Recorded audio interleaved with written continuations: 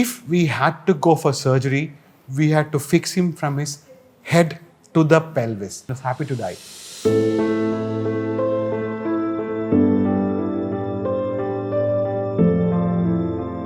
So he told me, doctor, I achieved everything what I want to achieve. He is not just a doctor, he's a friend. I'm Dr. Ranjith Unnikrishnan. I'm a concerned spine surgeon at KIMSHEALTH Trivandrum, and he's Mohamed Raishan. He's a star from Maldives. So we'll see why we have this small meeting here.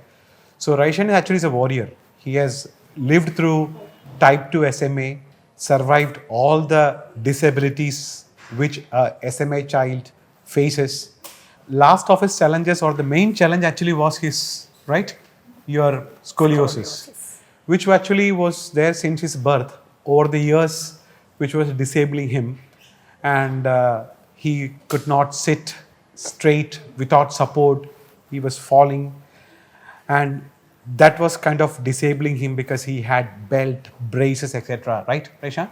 I couldn't even balance my leg. Yeah, so he had... or do things like this. See, he could not, he had sores because of the sores, etc. Because of the belt, and which was disabling his whatever activity he had kind of got back. Yeah. And when, he knows everything about SMA, probably more than any doctor knows, I think, right? So he has traveled, he has found out about the treatment, and then he decided some point of time to get his scoliosis treated. So we saw a couple of years back, wherein we discussed all these options about surgery, because his issue was that he could not sit straight, he would fall, including his neck. Now you can see him, his neck is straight, you could just touch him and he will collapse down. Because his scoliosis is something what we call as Neuro Muscular Scoliosis, wherein the spine deformity happens because of primary nerve and muscle pathology. And unfortunately, this is a progressive condition and has reached a stage in which it was really disabling. And then, the challenges what he had in his treatment, apart from SMA, was that if we had to go for surgery, we had to fix him from his head to the pelvis. That is the cervical vertebra, thoracic vertebra, lumbar vertebra to his pelvis, because anything less we do, he will fall. So we had to get through this, and over the years, his scoliosis had become very rigid, severe, and kind of painful also, right?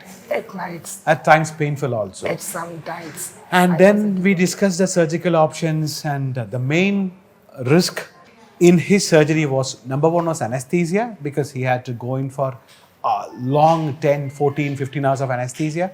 Second, his breathing could stop because of the surgery and the anesthesia, and the bleeding would have been extensive. And also, if you look at the spine, the size of the neck vertebra, the back vertebra, and the lower back vertebra and the pelvis are different. So we had to combine different kinds of pedicle screws, what we use to fix the spine, and connect all that with different size of rods, which had its own surgical challenges. Ultimately, this year he decided, no, whatever it is, he wanted to undergo surgery. Wherein we had a medical board, I explained him all the risk that including you can die. He told him, doctor, I don't mind. So his confidence gave us confidence. So we as a team, with my anesthesiologist, Dr. Jacob John, and my entire team of nurses, post-op care, we decided in August, we went ahead with the surgery. And thank God, and as all wishes of all the prayers of everybody, he took a 14-hour surgery. We fixed his C2 vertebra up to his pelvis, right from up to down, and it took around 14 hours, and he had a very, I would say, throughout the surgery he was quite safe. And next we electively ventilated him, and he had a ventilation for almost 2 to 3 days, and he had a tracheostomy wherein we put a hole in the neck, which was required to make sure that he does not develop pneumonia, etc. And he gradually rehabbed back, and we could remove the sutures well, and today here he is almost 2 months or 3 months after 4 months. Almost 4 months after surgery, and today he achieved his goal of sitting straight. And the most sorry, without any support and without pain. That's what he wanted. So he's extremely brilliant. If you see, he can do everything what I can do, but the only thing what he has is his fingers. With only his fingers working, he can do everything what he wants. And now he wants to pursue his PhD, right? That's what you told me? Masters. His master's, that's what he wanted. And the most... It's boring. Sorry? PhD is over, sorry. And the most convincing or the most reassuring thing which I felt, whenever I speak to him, he has been always very positive, even though I had my own worries because I have never had to do the surgery right from, probably it's one of the rarest in the world, from head to toe in one sitting.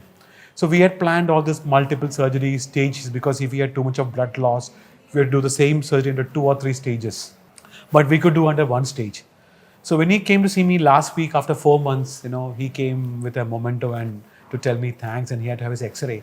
So I asked him, Raishan, why did you undergo the surgery, when I told you can die? I told your entire family you can die.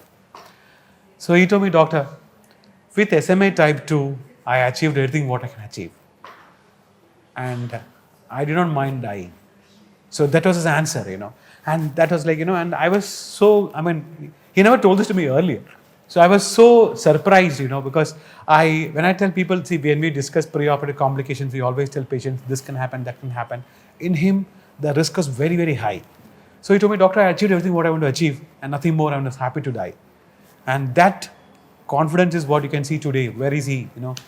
Surgery is something which a team does it. I'm just probably the leader of the surgical team.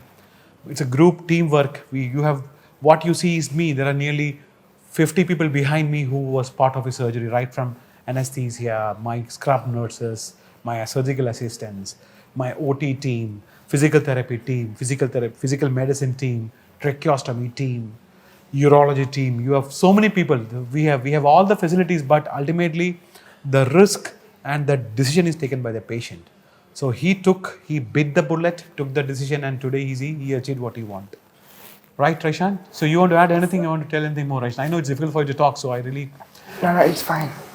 What the doctor has said is true right from the very first word until the very last word that he has spoken today.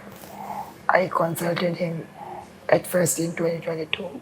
Okay, 22. And then this year we went for the surgery. Right. This year he told me in January that the only way that the curvature and the progression of the scoliosis can be stopped or mitigated is through surgical correction. And at first I was a little scared, a little hesitant, but I knew that I had already left my mark. I've been studying with normal students from kindergarten all the way until my bachelor's degree. Okay. And next year, hopefully, after the surgery and after full recovery, I'm planning to go for a master's again with normal students. Excellent. Never have I ever studied with the other disabled students. This may sound very wrong or negative. In any way, I don't mean any harm. My point So do you feel that anything can prevent you from learning from normal students? No? No, sir. Yeah, I that's it. was always at the top of my class. Excellent. I know. Even in my bachelor's degree, I was second out of 35 students. Okay. A cumulative GPA of 3.63. Oh, good. Excellent. I was only away by 0.04 points. Okay. So fine. yeah, studying with other normal students, despite me being an SMA patient, it's fine, it's normal. No, because SMA doesn't affect the brain. You know that, no? Yes, It only sir. affects the locomotor system, and it's a mental strength which matters how you go ahead, Because And- education is all in the brain, Yeah. right? And throughout this conversation with me and him, right now, in this very moment, you can see our friendship. He is not just a doctor, he is a friend. Thank you. That's it, sir, because, when we take on these risky surgeries, it depends a lot how much the patient and the family understands what he's going through and what can go wrong. Because we are equipped to manage almost all the possible issues, but that doesn't mean that it cannot happen. If it happens, we are prepared. We have plan A, plan B, plan C. We have an entire team at KIMSHEALTH to treat all that. But still, the ultimate decision, somebody who has to bite the bullet, and that is Raishan and his family. And once he decided, yes, we geared up. And thankfully, thank God, and everything has happened very well for us.